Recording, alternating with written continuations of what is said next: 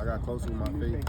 So I learned a lot of different things, how to be a team player, and just come out and cheer on the guys and help in whatever way I can.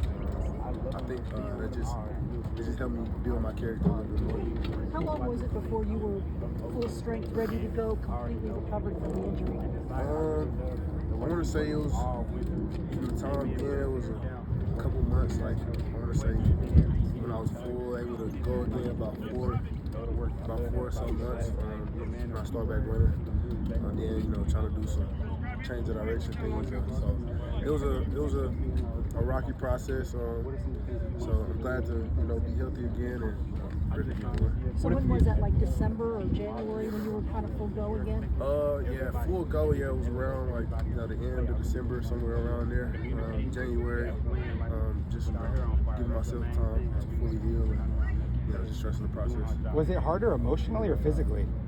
I would say emotionally, just missing out a lot of the game.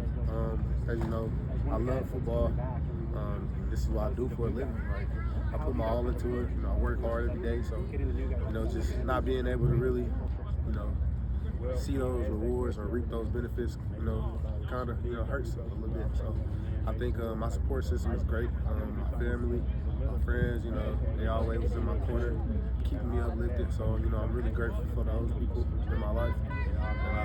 And I was able to break through it and looking forward to some great things in the future. And Kyson, you and Ralik had a pretty cool dynamic over the last couple of years, and obviously he's moved on.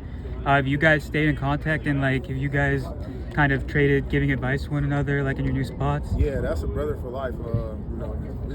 We have a far relationship beyond football. He'll be my brother for life, and we share a lot of stories, and we still communicate to this day. So yeah, I'm rooting for him over there in Texas, and I'm sure he's doing the same thing for me. What was it like in the lineup with Cutter today a little bit? What have you seen from him so far? Just sitting around, saw him high-fiving some guys. It seems like you got teams are starting to rally around him. Yeah, just a good team guy. He's got a little bit of experience, so just good to see him out there slinging it around and being a true leader, just like some of the other quarterbacks we have. So good to see a good change up and switching the guys that are out there. So expecting big things from all the quarterbacks. What are the kind of kinks that you have to work out? Kind of help you with today so far and being like a leader with guys and so far this spring? Dealing with my injury, like I said, kind of helped me be more of a team player. Looking out for the guys that are new, some of the guys that are younger.